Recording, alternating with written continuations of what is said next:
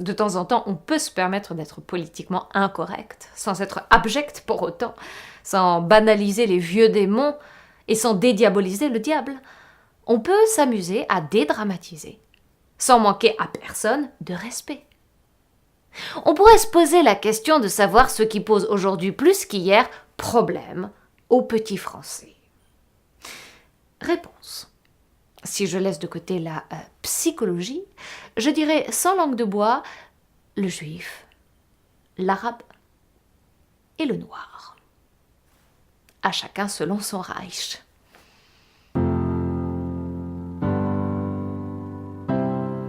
Et qu'est-ce qu'on reproche aux juifs? C'est vrai, qu'est-ce qu'on reproche aux juifs?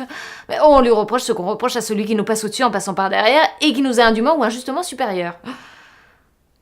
On lui reproche ce qu'on reproche à celui qui nous passe au-dessus en passant par derrière et qui nous est indûment ou injustement supérieur.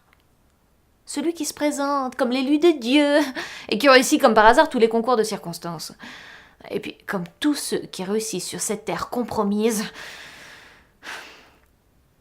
il est suspect.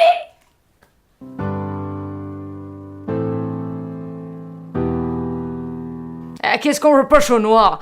De ne pas avoir la même couleur que l'argent? D'être plus pauvres que ceux qui l'ont appauvri? Et moins bien servi que ceux qui l'ont asservi?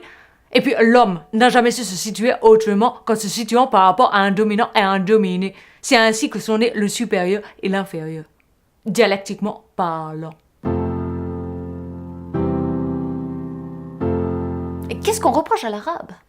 D'être la figure type de l'autre, en tant qu'autre. L'enfer qui empêche de se refermer sur soi. L'homme semblable à tous les hommes, qui les vaut tous et que vaut n'importe qui. En somme, on lui reproche d'être ce que nous sommes, ni inférieur ni supérieur, mais notre équivalent. Et c'est cette équivalence qui nous insupporte, de valoir ce que valent les autres.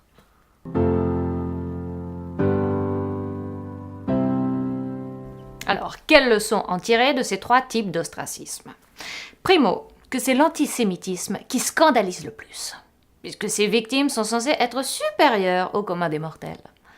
Secondo, que le racisme anti-noir est le moins sanctionné et le plus banalisé, puisque ses victimes sont censées être inférieures au reste de l'humanité. Tertio, que la haine de l'arabe, qui était théoriquement la plus difficile à justifier, est devenue pratiquement la plus pratiquée, grâce ou à cause de la montée de l'islam. Le petit blanc a enfin trouvé des raisons objectives pour manifester sa haine de l'autre. Ce sont les islamistes qui vont désinhiber tous les racistes et provoquer la guerre des guerres, celle de l'être et du néant.